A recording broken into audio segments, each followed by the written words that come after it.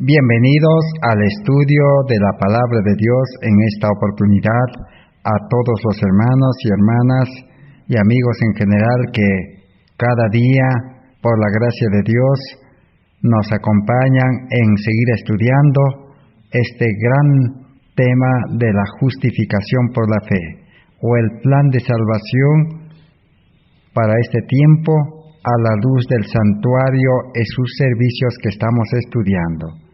Estamos en el estudio número 168 de esta serie de justificación por la fe. El objetivo de este estudio es que lleguemos a comprender plenamente en su amplitud, en su profundidad, en su aplicación espiritual, cómo es que nosotros podemos llegar a apropiarnos de este mensaje y cómo podemos experimentarlo y realmente beneficiarnos con todo lo que Dios ha provisto para poder rescatarnos, para poder salvarnos, para darnos una vida nueva, para que podamos recibir el manto de la justicia de Cristo, que es su carácter perfecto que Cristo vivió en esta tierra y quiere también darnos esa vida a cada creyente verdadero que realmente comprendemos que necesitamos renunciar a todo en este mundo para consagrar nuestra vida al santuario, así como los sacerdotes consagraban su vida al santuario. Porque el verdadero santuario es Dios, es Cristo. Él es el verdadero santuario. Nosotros necesitamos consagrar nuestra vida a Él. Pero por otro lado también, el hombre que acepta a Cristo también se convierte en templo viviente, en santuario viviente, para que Cristo como el sumo sacerdote pueda morar en nuestro templo. Ahora sí, nosotros podemos llegar a conectarnos con el santuario celestial, donde Cristo intercede para poder hacer efectiva la salvación, para que su vida y su muerte en la cruz pueda ser efectivo en este tiempo. En otras palabras, para que dé frutos de creyentes salvados. Ese es el estudio que estamos realizando. Estamos muy agradecidos a Dios porque nos ha dado este año muy especial. Un año en el cual Dios ha provisto el tiempo. Dios ha utilizado los poderes de este mundo para poder desprendernos de las actividades de este mundo durante varios meses. Y por lo tanto, ha dispuesto su Espíritu Santo para que a nosotros nos lleve a estudiar este mensaje, y también esta pandemia ha servido para poder despertarnos, para poder llamarnos la atención, para que podamos comprender que como seres humanos somos nada prácticamente para enfrentar los poderes de este mundo. Somos tan impotentes, somos tan miserables, ciegos, desnudos. En realidad no somos nada, ni para las cosas de Dios, ni para la vida cristiana, ni para enfrentar este mundo. Este mundo, según lo que estamos estudiando, estamos en el lugar santo y hoy vamos a traspasar al lugar santísimo. Estamos en el altar del incienso que tenía 4 cuernos. Los cuernos significan el poder de la oración. Pero el mundo también está simbolizado con los cuernos. Los poderes de este mundo se han mostrado realmente tal cual son en este año. Y no hemos podido nosotros enfrentar. Ahora necesitamos a Cristo, el cuerno de la salvación. a un Dios poderoso para que pueda hacernos enfrentar, así como el Espíritu de ese Dios morando en los apóstoles y dándoles poder, ellos llevaron el mensaje en un tiempo aún mucho más difícil que estamos comenzando a vivir. Por eso se hace tan necesario seguir estudiando este estudio, pedir a Dios para que Él pueda darnos su gracia, Él pueda darnos tiempo, Él pueda liberarnos de las ataduras y de todos los obstáculos que el mundo pone para impedir seguir estudiando esto. Humanamente, el hombre no puede perseverar, el hombre se cansa, el hombre se deja llevar por las cosas de este mundo y abandona el estudio. Pero si uno aprende a confiar en Dios, reconoce que no puede, así como Pablo dice, cuando reconoció que Pablo era nada, era débil, ahora dice, el Señor me utiliza y por su gracia dice, soy fuerte. Pero Pablo dice, cuando yo digo que soy fuerte y puedo, soy débil y fracaso, dijo. Esa es la vida cristiana. Nosotros necesitamos permanecer en Cristo, porque Cristo nos ha dado el ejemplo. Cuando nace una planta, la planta tiene que crecer hasta dar su fruto. Así nosotros, si hemos empezado este estudio en Cristo, con ese hambre, con ese deseo, con esa decisión, dispuestos a abandonar todo, como aquel hombre de la parábola que encontró el tesoro escondido. Se fue, dice, vendió todo lo que tenía, dejó su ciudad, su casa, sus cosas, y trajo todo el dinero, y compró aquel campo para apoderarse del tesoro escondido. O como aquel buscador de perlas cuando encontró la perla de gran precio que es Cristo, dice, vendió todo lo que tenía y lo adquirió.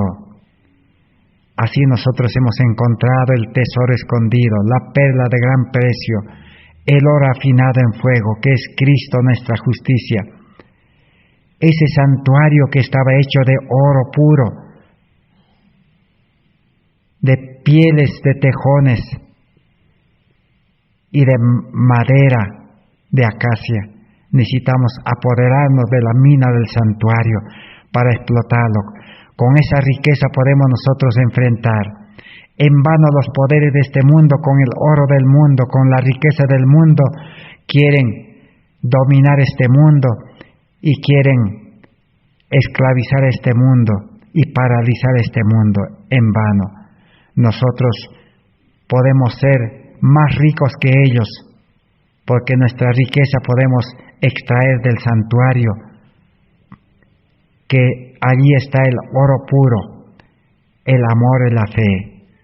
Podemos apoderarnos y apropiarnos de Cristo.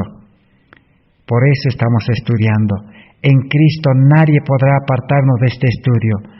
En Cristo ni la enfermedad, ni los poderes de este mundo, ni el enemigo, nada, dice, podrá apartarnos del amor de Cristo, que es el oro afinado en fuego. Pero si nos confiamos en nosotros, si confiamos en hombres, en religiones, en cualquier cosa de este mundo, en las riquezas de este mundo, este estudio terminará para nosotros en cualquier momento. Necesitamos depender de Cristo, necesitamos esa fe de Cristo, esa mente de Cristo y ese corazón nuevo que Cristo nos quiere dar con el amor de Dios, con su amor, con su ley de amor en nuestro corazón. Porque el que está en Cristo persevera, dice. Sin Cristo el hombre es como la hoja, dice, que se seca y cae. Así es la justicia del hombre. Necesitamos escoger a Dios, a Cristo, al Espíritu Santo, su palabra, su justicia, su verdad, su amor, su poder, para permanecer firmes, para no caer en las tempestades que están comenzando en este mundo, para no ser presa del enemigo. Así que ahora, en esta oportunidad, vamos a seguir estudiando. Vamos a aceptar, a ser santuario viviente, a tener el altar del incienso, la oración poderosa. Jesús nos dejó el ejemplo. Todas las noches, todas las madrugadas, su padre le despertaba y le llevaba, dice, al campo para recibir el poder por medio de la oración. Por eso los discípulos, cuando le encontraron, dice, orando al Señor una mañana, le dijeron: Maestro, dice, enséñanos a orar. Las mayores batallas, dice, se vencen de rodillas en oración. Necesitamos vencer a nuestro yo, a nuestra mente carnal, a nuestra vida carnal. Necesitamos vencer. Y solamente podemos vencer, dice, con el poder del Espíritu Santo. Así como David venció al gigante Goliat. Ese gigante está en nosotros. Ese cuerno pequeño está en nosotros. El orgullo, el egoísmo, la avaricia y todas las cosas de este mundo. Así como Elías, cuando oró una vez, 2 veces, 3 veces, no venía la respuesta porque todavía tenía confianza, dice, propia. Revisó su vida hasta que se sintió, dice, nada, incapaz para todo. Renunció, dice, a su suficiencia propia, a su yo, y vino la respuesta a su oración, y Dios mandó la lluvia. La oración mueve, dice, la mano de Dios, mueve a Dios, mueve montañas. Pero tenemos que ser hijos de Dios, tenemos que ser justos, tenemos que ser hijos de Dios, injertados a Dios, unidos a Dios, vivir con Dios. Ahora sí tenemos comunión con Dios. Ahora sí, estando en esa vida cristiana verdadera, vamos a estudiar acerca del velo del santuario. ¿Qué significa para nosotros el velo del santuario? El velo del santuario es un prontuario con buenas nuevas. ¿Qué quiere decir prontuario? Prontuario, podemos decir, es una hoja, es un libro, es un cuaderno, donde se anota todo lo que personalmente el ser humano hace. Es su memoria, todo queda grabado, todo queda anotado, nada escapa. Eso era el velo del santuario, que separaba del lugar santo al santísimo. Entonces, estudiemos confiando en la sabiduría de Dios. Es el recorrido imaginario que estamos realizando en el santuario del templo judío. Estamos pasando del lugar santo al santísimo. Las reflexiones que hemos hecho frente a cada objeto del tabernáculo nos han permitido rescatar muchas lecciones que son aplicables al hombre como un santuario viviente.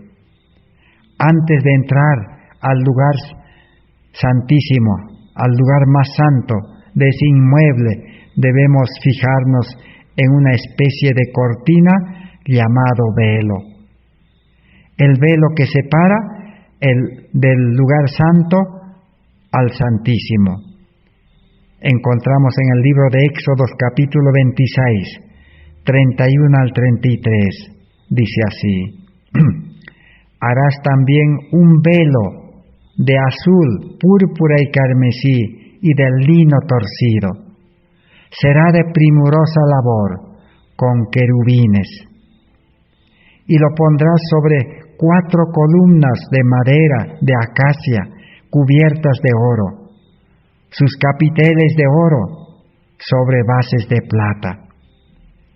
Así que este velo estaba fijado en 4 columnas de madera de acacia. La madera representa la humanidad de Cristo y representa nuestra humanidad, pero tenía que ser cubierto totalmente de oro puro. El oro representa el amor y la fe. Si no tenemos el amor de Dios, el amor verdadero y la fe de Jesús en nosotros, de nada valdrá vivir la vida cristiana, de nada valdrá ser religioso, porque el oro es el que da valor, el amor de Dios. Solamente con el amor humano, el amor egoísta, el amor al yo o el cuerno pequeño, seremos prácticamente nada delante de Dios. ¿Y qué más dice? Colgarás el velo de los broches, detrás del velo, adentro, pondrás el arca del testimonio. Este velo separará el lugar santo del Santísimo. Cristo en su santuario, página 28, nos dice: la estructura estaba dividida en dos secciones mediante una bella y rica cortina o velo, suspendida de columnas doradas, y una cortina semejante a la interior cerraba la entrada de la primera sección. Tanto estos velos como la cubierta interior que formaba el cielo raso eran de los más magníficos colores, azul, púrpura y escarlata, bellamente combinados, y estaban recamados con hilos de oro y plata, querubines que representaban la hueste de los ángeles asociados con la obra del santuario celestial, y que son espíritus ministradores del pueblo de Dios en la tierra. Así que ese velo, esas cortinas que separaban, estaban bordados, dice, con hilos de oro y de plata, bordados figuras de ángeles, porque dentro en el lugar santísimo estaban dos querubines también. Vamos a estudiar qué significan esos ángeles, qué tienen que ver los ángeles con el plan de salvación, con nuestra vida espiritual, qué tienen que ver los ángeles para que puedan cumplir las órdenes de Dios. Conflicto de los Siglos, página 467.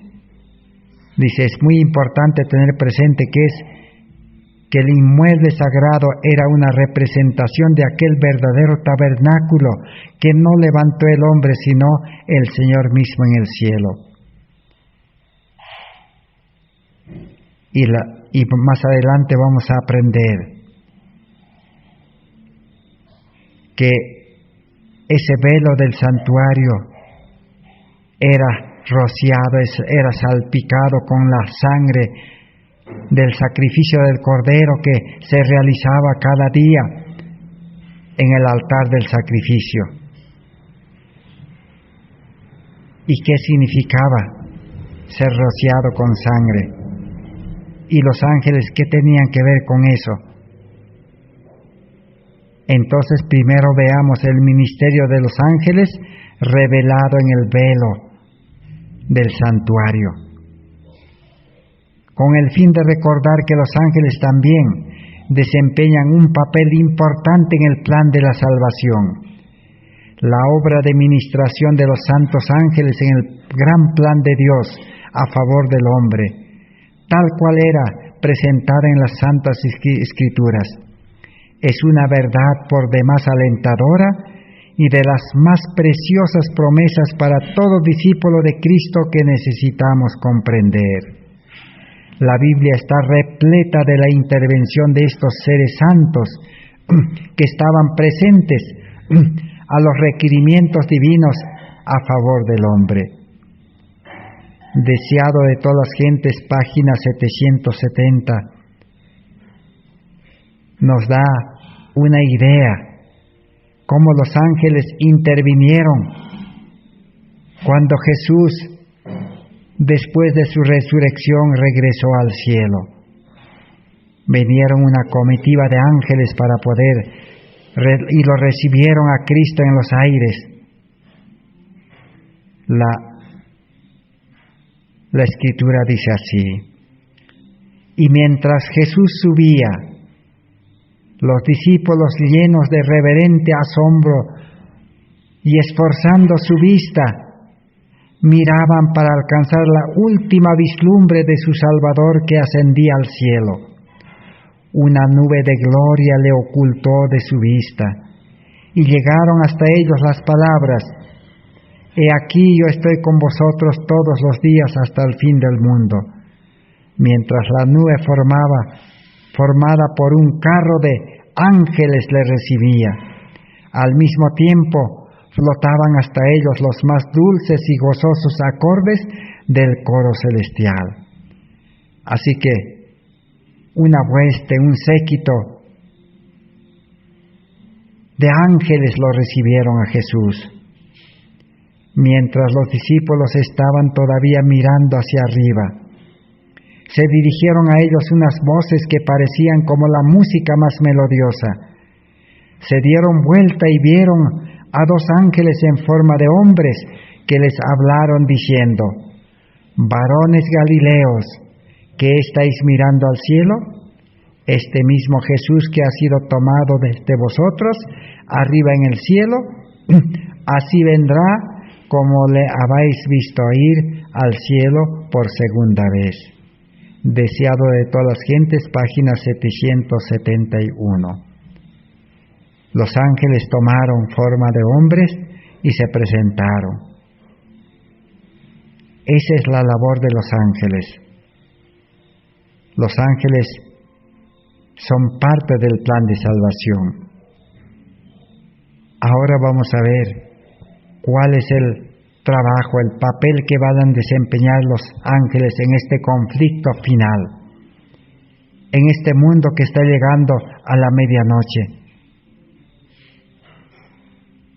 En Hogar Cristiano, página 368, encontramos la siguiente declaración: alrededor de cada hijo de Dios no solamente están presentes los ángeles buenos del Señor, sino también los ángeles de las tinieblas. Siempre debiéramos recordar que agentes invisibles, malos y buenos, obran para apoderarse del control de la mente. Actúan con poder invisible pero efectivo. Los ángeles buenos son espíritus ministradores que ejercen una influencia celestial sobre el corazón y la mente, mientras que el gran adversario de las almas, el diablo, y sus ángeles se esfuerzan de continuo para lograr nuestra destrucción. Así que los ángeles tienen una doble misión. Todo ser humano en este mundo que nace, que viene a este mundo, Dios comisiona un ángel. Y también el enemigo de Dios, el diablo, también comisiona otro ángel. El ser humano en este mundo vive seguido o acompañado por dos ángeles, uno bueno y uno malo. Un ángel bueno que está trabajando para poder señalarle el camino hacia el cielo, y el otro hacia el mundo y la destrucción. Por eso en Hogar Cristiano 368 dice: aunque debemos percibir agudamente cuán expuestos estamos a los asaltos de los enemigos invisibles, hemos de atesorar la seguridad de que no pueden dañarnos sin obtener nuestro consentimiento. Así que estos ángeles, los buenos, nos quieren llevar hacia Cristo, hacia el plan de la salvación. Pero los ángeles malos todos los días trabajan, dice, para poder arrastrarnos, para poder llevarnos al mundo, al pecado, para hacernos ocupar en las cosas de este mundo. Satanás manda con la comisión, con el encargo, con el plan que les dice: vayan, dice, especialmente a los observadores del sábado. Dice: emborráchenlos con las cosas de este mundo. Denle riquezas, dice, oro, plata, trabajo, afanes. Denles, dice, las riquezas, las delicias, las cosas de este mundo, las diversiones, los juegos, los pasatiempos. Todo eso, dice, entreténganlos para que ellos, dice, no tengan tiempo para las cosas de Dios. Pero el ser humano tiene que consentir. Si uno no acepta, no consiente, ellos no pueden obligar. Igual, para aceptar a Cristo, para la salvación, tampoco no nos pueden obligar. Tenemos que aceptar y estar dispuestos a dejar el mundo. Ahora sí, los ángeles pueden llevarnos a Cristo y pueden actuar a favor de nosotros bajo la dirección de Dios.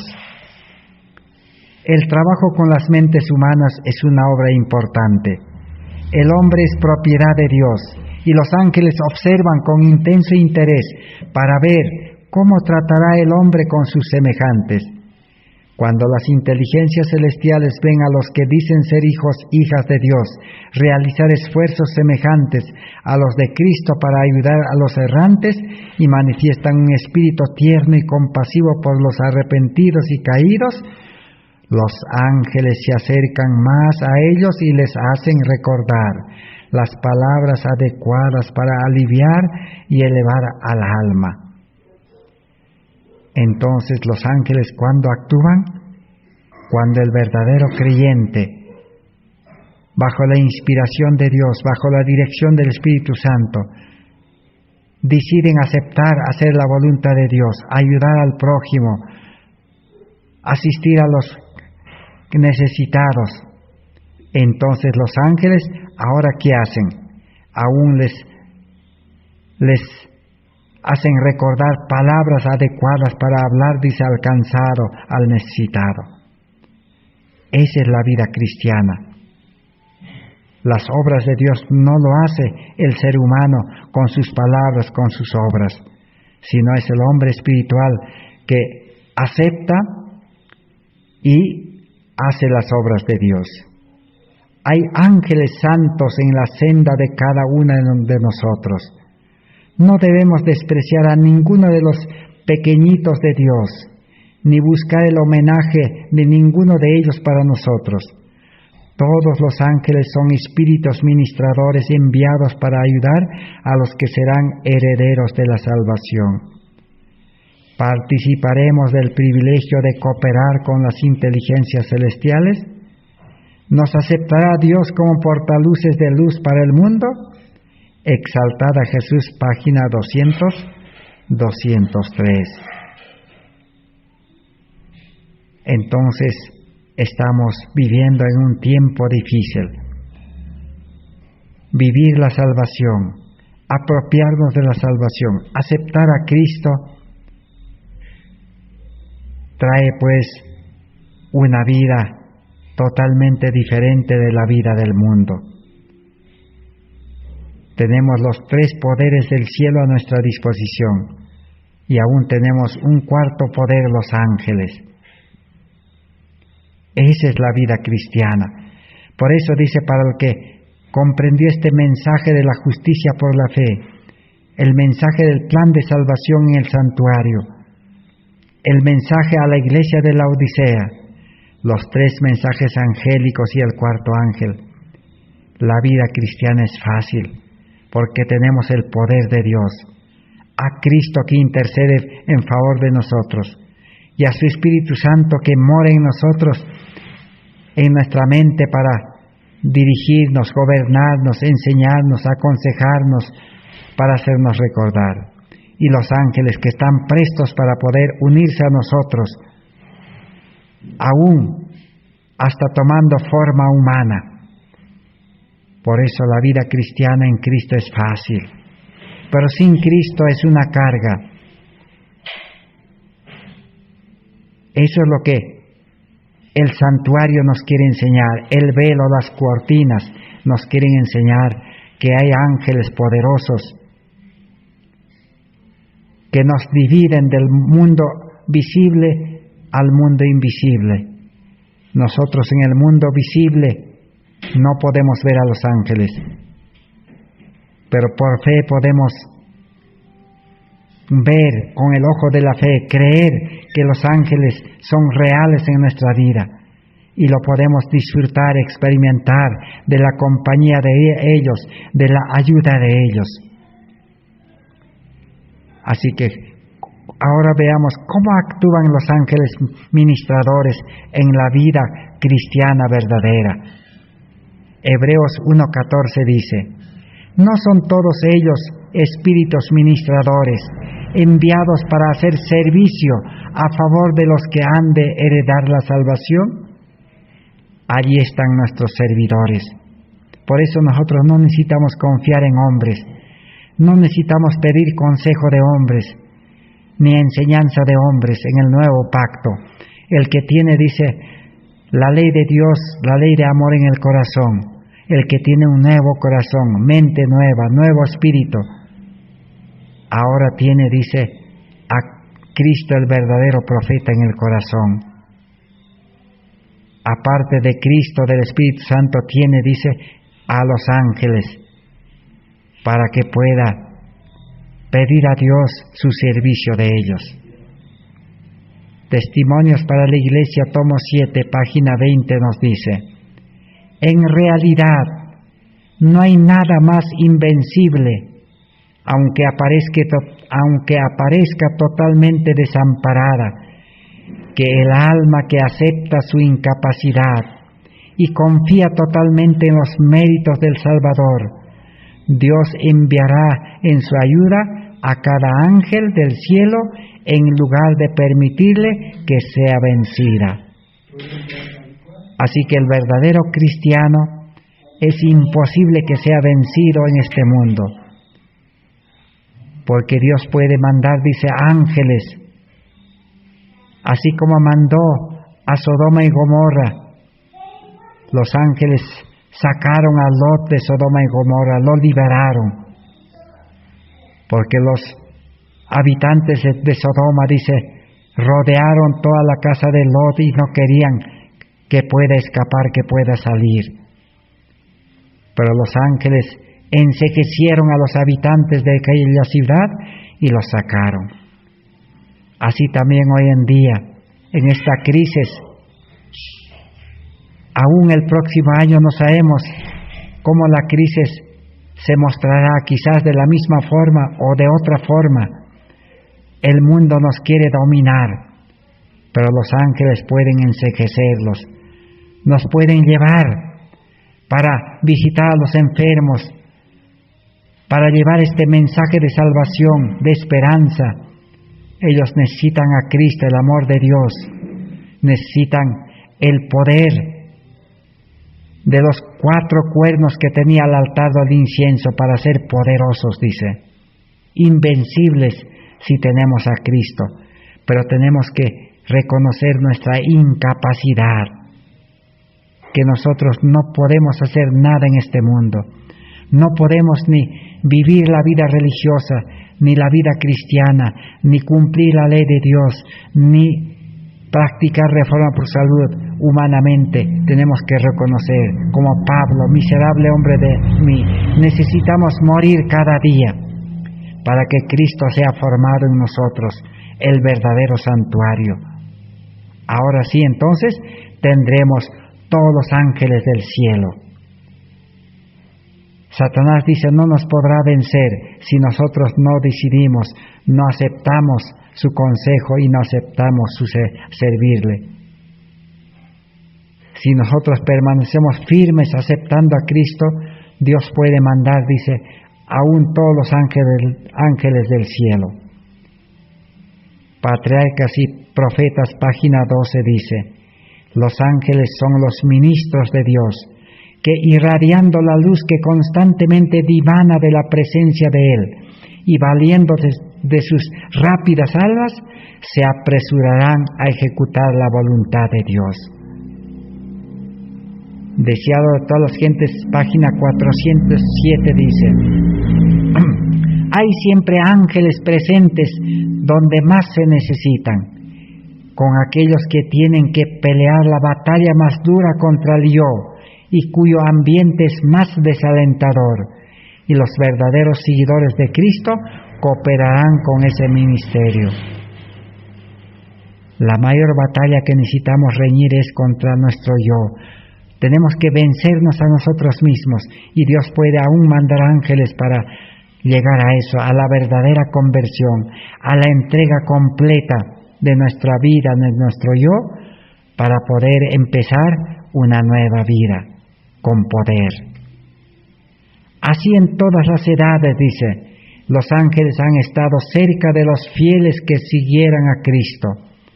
La vasta confederación del mal está desplegada contra todos aquellos que quieren vencer. Pero Cristo quiere que miremos las cosas que no se ven. Los ejércitos del cielo acampados en derredor de los que aman a Dios para liberarlos. ¿A quiénes pueden liberar los ángeles? A los que aman a Dios, los que tienen el amor de Cristo en el corazón. Pero si amamos a Dios con nuestro amor egoísta, el mundo religioso predica, enseña diciendo, no, nosotros, dice, tenemos que aprender a amar. ¿Con qué amor? Con el amor humano. El amor humano no puede aprender a amar a Dios, imposible. Necesitamos recibir el amor de Dios. Y 2 Corintios 5, 14 al 17 dice, el amor de Dios nos impulsa. El que vive en el amor de Dios ya no vive para sí, vive para Dios. Pero si nosotros seguimos viviendo para el mundo, para buscarnos la vida en el mundo, trabajamos para nosotros, entonces no tenemos el amor de Dios. Allí no puede morar el amor de Dios. Es el amor egoísta, el amor carnal, el amor del yo. Necesitamos cambio de vida, cambio de vestido. Los vestidos haraposos del mundo, un carácter humano, un carácter de ira, un carácter de la bestia, imagen de la bestia. Con eso no podemos vivir la vida religiosa, la vida cristiana. Nunca nuestro carácter va a cambiar. Tenemos que desechar a ese cuerno pequeño con el carácter humano. Necesitamos nacer a vida nueva con el carácter de Cristo, con la imagen de Cristo, engendrado por el Espíritu Santo, un hombre espiritual, para vivir poderosos con el poder de Dios. Ahora sí, los ángeles estarán a nuestra disposición para poder asistirnos. Testimonios para la Iglesia, tomos 3, página 512. ¿Qué podemos encontrar allí? ¿Qué promesa? El Señor afirma los pasos del hombre bueno. Salmos 37, 23. Ángeles ministradores marcan cada paso de nuestro progreso. Gracias a los ángeles podemos progresar. Sin los ángeles quedaremos enanos espirituales. Ni la luz crecerá, ni nuestro conocimiento crecerá. Porque Proverbios 4:18 dice, la luz de los justos es como la luz de la aurora que va en aumento. El conocimiento del Evangelio aumenta. Pero si no tenemos esa luz que es Cristo, si no tenemos el amor de Dios, si no tenemos a los ángeles de Dios, vamos a ser enanos espirituales. Seguiremos predicando la misma cosa nomás, repitiendo la misma teoría del Evangelio. 10, 20, 30, 50 años repetimos lo mismo nomás. Y los oyentes cansados se duermen. Nosotros necesitamos pasto nuevo, maná nuevo, necesitamos luz nueva, comprender el significado espiritual de la palabra de Dios. Sigamos leyendo.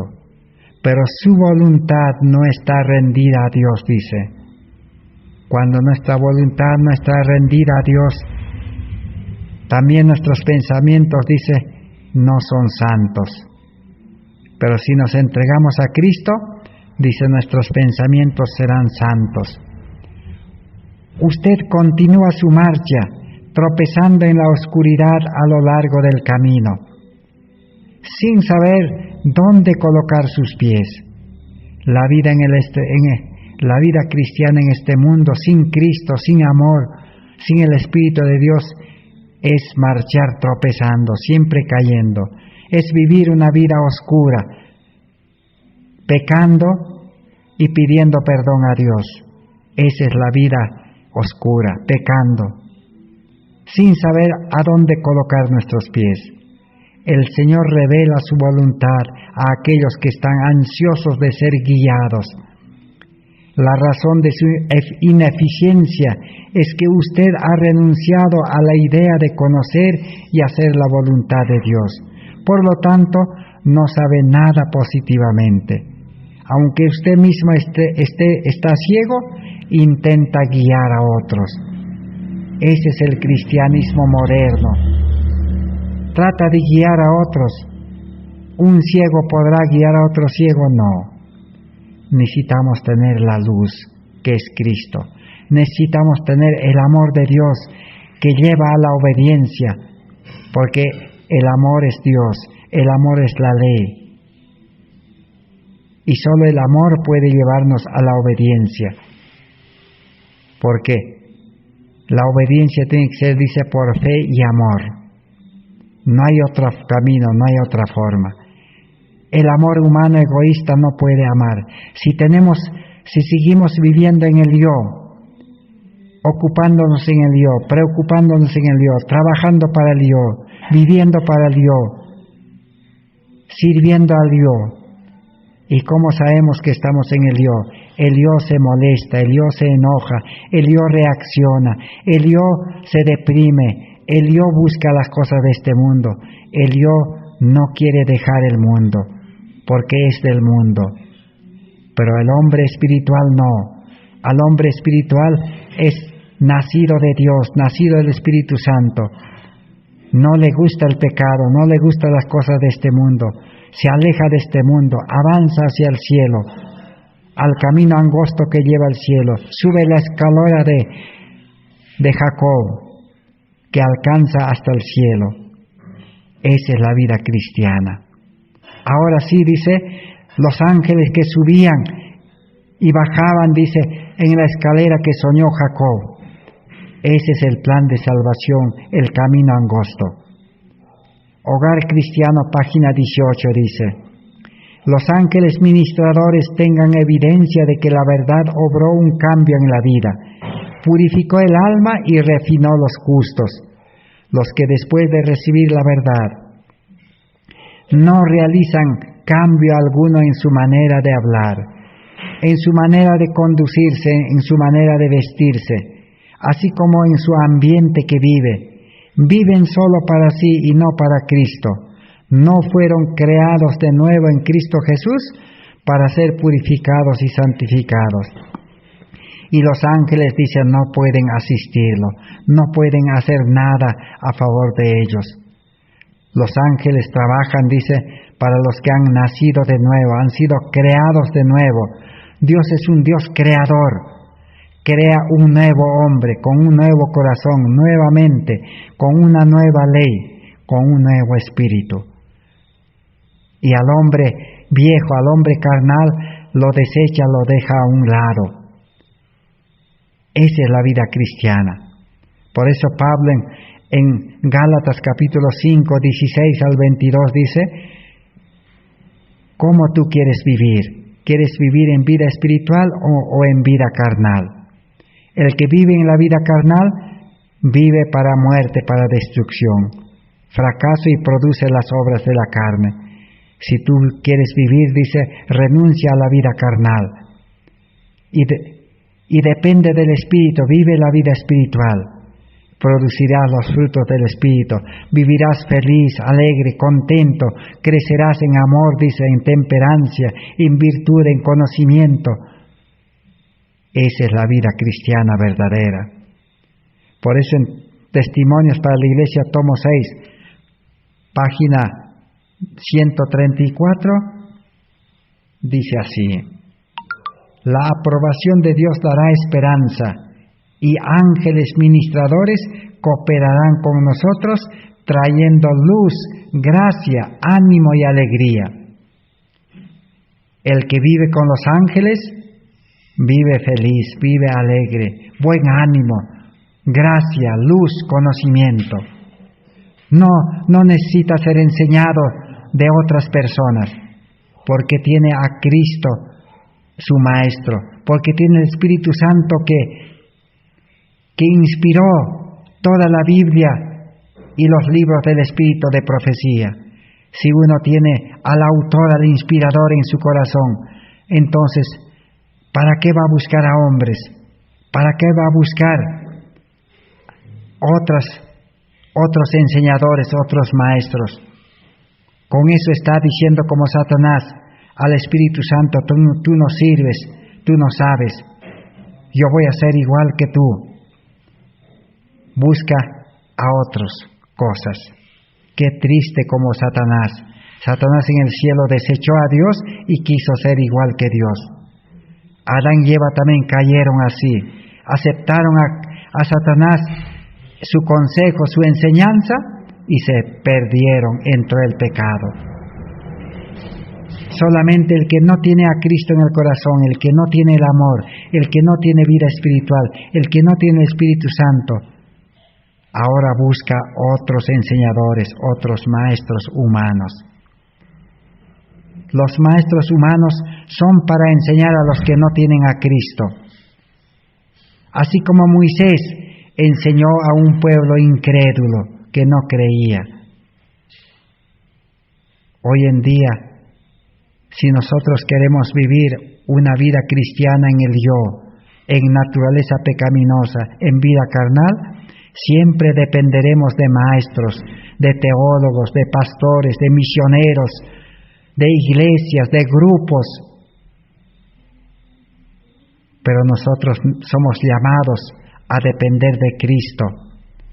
Y teniendo a Cristo, nosotros seremos maestros para el mundo. El Espíritu Santo nos llevará al mundo para enseñar a los que no tienen a Cristo. ¿Qué escogemos nosotros, hermanos? ¿Queremos seguir siendo enseñados por hombres, con mente carnal, con vida carnal, queriendo ser religiosos, o queremos cambio de vida, ser hombres espirituales, nacer del Espíritu? Jesús dijo: lo que es carne, carne es; lo que es nacido del Espíritu, Espíritu es. ¿Cuál queremos? Escogeos hoy a quién queremos aceptar, qué vida queremos. A esa decisión nos lleva el velo donde estaban los ángeles. Los ángeles no pueden actuar con nosotros si nosotros no somos hombres espirituales, porque el hombre carnal no va a hacer caso al ángel, y no va a reconocer al ángel, y no va a creer en el ángel. Esto es imposible. Vamos a leer ahora en Alza tus ojos, página 82. ¿Qué encontramos? Los ángeles ministradores pasan por las iglesias y anotan la fidelidad con que desempeñamos nuestros deberes personales. 2 mensajes selectos, 248. La otra labor que cumplen los ángeles es registrar, anotar, que más adelante vamos a aprender de esto. Esos seres son ángeles ministradores que frecuentemente se presentan bajo la forma de seres humanos, como si fueran extraños, conversan con quienes están ocupados en la obra de Dios. Así que el que está ocupado activamente en la obra de Dios, en el servicio de Dios, así como los discípulos aceptaron el servicio de Dios, dejaron su barca, su trabajo, sus padres, su casa, sus trabajadores, todo lo dejaron. Y trajeron sus barcas para poder llevar a Cristo y a los conversos. Ahora sí, dice, los ángeles cooperan con ellos, trabajan con ellos, hasta se presentan en forma de seres humanos, como si fueran extraños, para guiarnos, para conducirnos, para ayudarnos en la obra de Dios, no en las cosas de este mundo. En lugares solitarios han sido los compañeros de un viajero en peligro, en barcos sacudidos por la tempestad. Ángeles bajo la forma humana han dirigido palabras de ánimo para disipar el temor y inspirar esperanza en la hora de prueba y peligro. Y los pasajeros pensaron que se trataba de alguno de ellos con quien no habían hablado antes. Así que los ángeles de Dios toman forma humana, como extraños. Nos pueden animar, nos pueden aconsejar. No necesitamos confiar en hombres. Por eso los profetas del Antiguo Testamento dijeron: maldito el varón que confía en hombres. Necesitamos confiar en ángeles. Si pedimos a Dios, Dios puede mandar ángeles. Muchos, dice, bajo diferentes circunstancias, han escuchado las voces de los habitantes de otros mundos que vinieron a desempeñar una parte en esta vida. Estos seres han hablado en asambleas, han realizado obras que hubiera sido imposible que las hicieran instrumentos humanos. Vez tras vez se desempeñaron como generales de ejércitos, fueron enviados para eliminar pestilencias, comieron en las mesas de familias humildes. A menudo se presentaron como viajeros cansados que necesitaban abrigo para pasar la noche. Alza tus ojos, página 82. Necesitamos comprender mejor de lo que lo hemos hecho la obra de estos visitantes angelicales. Sería muy bueno que aquellos que pretenden ser hijos de Dios recordaran que las palabras que hablan están al alcance del oído de seres celestiales, quienes también contemplan las obras que hacen. Esta es la maravilla del plan de salvación. Por eso, vivir para el mundo, trabajar para el mundo, buscar sabiduría del mundo, educación del mundo, economía del mundo, todo del mundo es nada a comparación del plan de salvación. Es nada a comparación de la vida espiritual en Cristo. Es nada a comparación de aceptar la justificación por la fe, lo cual el pueblo adventista despreció, desechó en 1888. Hasta hoy los adventistas siguen el mismo ejemplo. Necesitamos hoy aceptar a Cristo. Cristo nos quiere enseñar. Los mensajeros humanos apenas somos utilizados como instrumentos para llevar a Cristo, para decir como Juan Bautista: he aquí el Cordero de Dios que quita el pecado del mundo. Llevar al Maestro de los Maestros para que pueda enseñarnos. En el Nuevo Pacto dice, nadie será enseñado. Nadie necesitará decir, conoce a Dios, porque todos me conocerán, dice. Así que el velo del templo era asperjado de sangre. ¿Qué significa eso? Vamos adelante. La cortina del santuario no solo contenía los bordados de figuras de ángeles, además también era manchado con sangre diariamente del sacrificio diario que se realizaba en el santuario.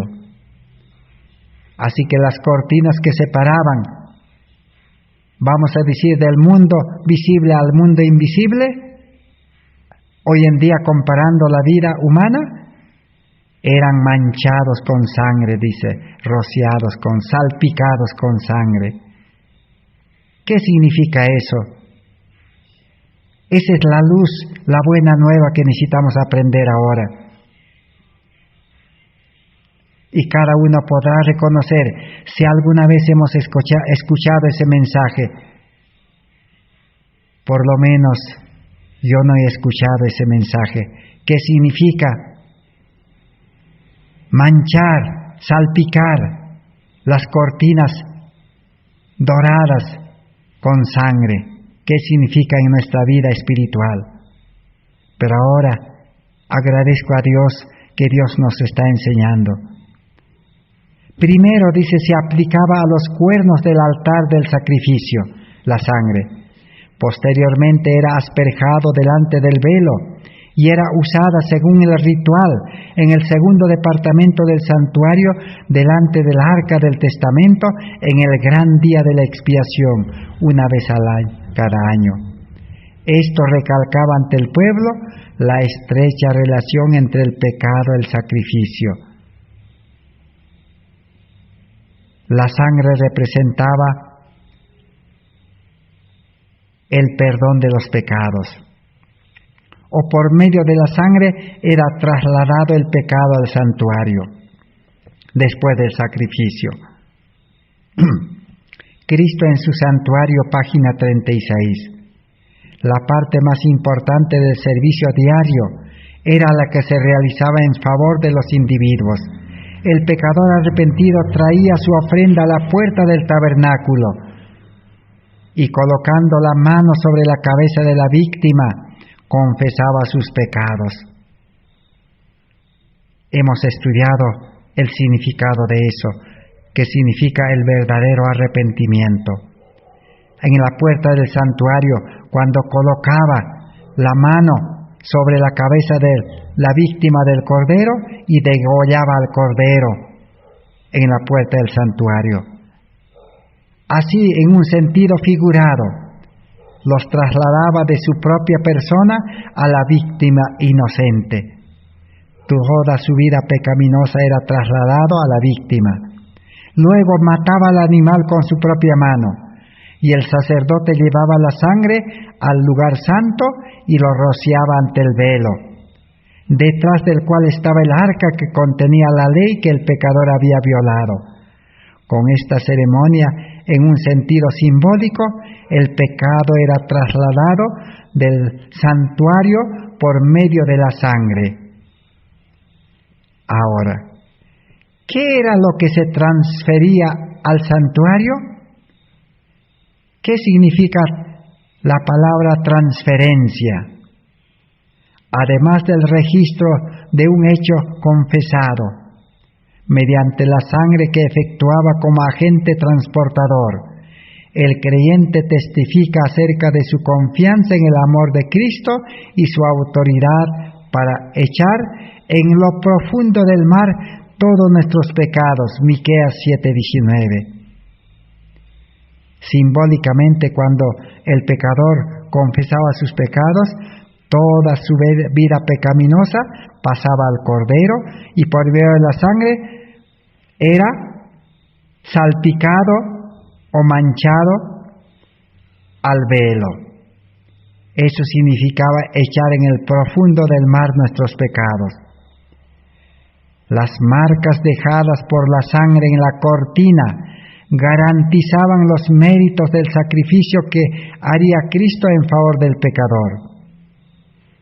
Entonces, las marcas dejadas por la sangre en las cortinas garantizaban que nuestro pecado era transferido a Cristo y por su sangre ahora eran prácticamente depositados en el santuario. Cristo los cargaba.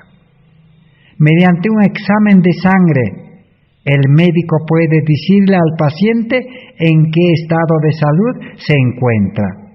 Ahora vamos a aprender esa lección en la realidad. El médico, ¿qué hace? Examina la sangre del enfermo. Nosotros estamos enfermos de pecado. Y entonces el médico encuentra en el examen clínico de sangre todas sus enfermedades. Felizmente la sangre que está siendo analizada en el laboratorio celestial es Jesús, la sangre de Jesús, la que sustituyó a la nuestra. Por esto, si estamos en Cristo, podemos tener la convicción de que el resultado del examen, ¿cómo será?